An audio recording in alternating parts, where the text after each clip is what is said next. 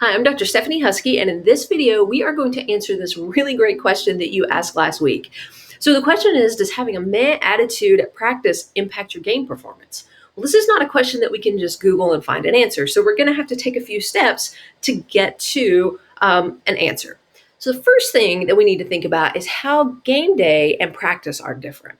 So when you show up at game day, you've got all these different like high energy vibes that are happening. You're thriving off of the crowd. Your teammates are pumped up. Your coaches are pumped up. You are, invested in, are you going to win or lose? And so when you compare that to practice, it's pretty quiet in the gym or out on the field. You don't have the fans. You're working on technical kind of things, refining those, and there aren't any like big wins and big cheers. So it's a very different vibe, game day and practice, and that can be a challenge mentally. That is a challenge. Okay, so keep that in mind.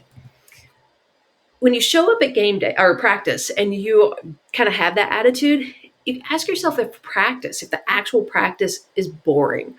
Is it just below your skill level? So what we see is that generally when we are in situations where we are being challenged right outside of our comfort zone or right outside of our skill level, we step it up. Okay, we are able to, that's how we grow, by little baby steps. And so sometimes we hit that state of flow when it's just outside of our comfort zone, but we are stepping it up and things are just falling into place. And that's usually when we find our peak performances.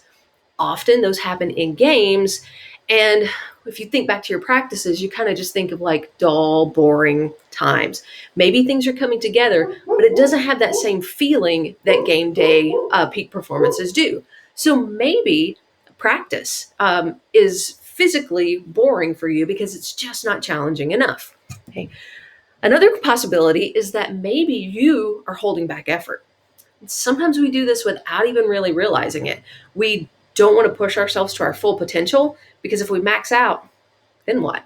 Okay. So let's talk about what's happening though. When we show up regularly with a meh attitude, we're building a habit. In the previous videos, we've talked about how mindset creates these neural pathways in our brain, and our brain takes the default. So if we start thinking negatively, that's the default path we're going to take. If we start thinking of practice as being something that deserves a meh attitude, that's the habit, that's the path we're going to take. So when we show up at practice, we're building these with that attitude, we're building these associations. And then our mindset can impact all of these other elements of our physical presence and, generally our energy, our tension, our perception, our attention, all of those things. I mean, our brain is kind of like, it's driving our entire nervous system. So if we're coming in with kind of a lackadaisical attitude, that's not high energy. That's not very vigorous. So we're probably not rising to the occasion in practice. We're probably coming at it with less of everything that we need mentally. When we do that, okay, a lot of times we will end up playing how we practice. Just think about it. When you practice your skills, that's what shows up in the game. When you practice your mental skills, when you show up at practice with that kind of mindset, that's what's probably going to show up in the game. So how do we fix this? Well, I have a lesson for you from Patches O'Houlihan. If you're a fan or you've seen the movie Dodgeball, you'll know that Patches coached his team to be good at dodging balls by throwing wrenches at them. And his philosophy was, if you can dodge a wrench, you can dodge a ball. So what kind of wrenches can you throw at yourself in practice? How can you make it more challenging mentally for yourself?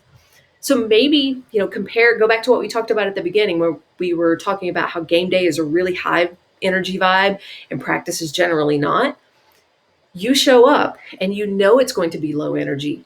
How can you challenge yourself? How can you push yourself to still be attentive, to still be positive, to still concentrate and give what you have in that practice, even though it's kind of boring?